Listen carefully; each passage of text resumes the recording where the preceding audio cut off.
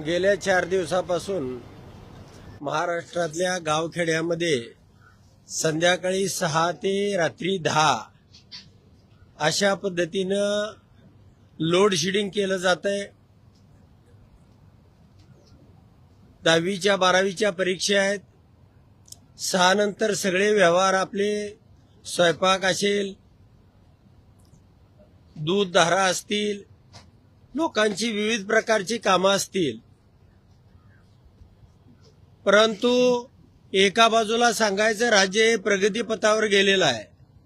हे राज्य प्रचंड विकासाच्या गतीनं ट्रिलियनमध्ये गेलेलं आहे आणि दुसऱ्या बाजूला मात्र या राज्यामध्ये लाईटच नाही।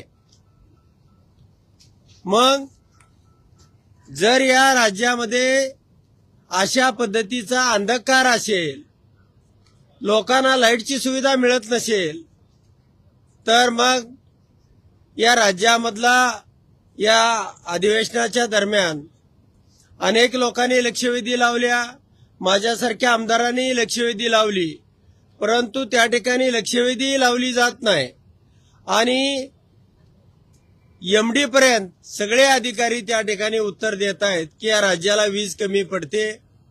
मग सरकार निश्चितपणानं धोरणात्मक काम करतंय का? आणि ही लाईट गेली 14-15 वर्ष सलग मिळत होती। गावखेड्यातल्या लोकांना सिंगल फेज तरी त्या ठिकाणी लाईट होती, त्या ठिकाणी लोकांची कनेक्शन आहेत आणि घरामधली कनेक्शन आहेत, वीज बिल भरतायत आणि तरी सुद्धा ही व्यवस्था अशा पद्धतीनं या ठिकाणी कोलमडलेली आहे। म्हणून तुमच्या माध्यमातून मला सरकारला विचारायचं आहे की तातडीनं सुरळीत करा, गावखेड्यामधल्या माणसाला लाईट द्या। जे माणूस शेती व्यतिरिक्त दुधाचा धंदा करतोय, मशीनच्या माध्यमातून त्याला धारा काढाव्या लागतात, प्रत्येक जणाच्या 10-10, 20-20 गायी आहेत, स्वयंपाक करायचा आहे, मुलांची शिक्षण आहेत, अभ्यास आहे, परीक्षेचा कालावधी आहे आणि अशा वेळेला तुम्ही रात्रीची जर लाईट बंद करत असाल तर हे चुकीचं आहे। तुम्ही कोणत्याही परिस्थितीमध्ये दिवसाच्या वेळेमध्ये जर लाईट कमी पडत असेल तर दिवसामध्ये कधीही 4 तास लोड शेडिंग करा, पण रात्रीची लाईट ही चालू ठेवा, अशा पद्धतीची विनंती तुमच्या माध्यमातून या सरकारला करतोय आम्ही। आणि माझे सहकारी मित्र क्षीरसागर साहेब, आम्ही पायऱ्यावरती आंदोलन केलं।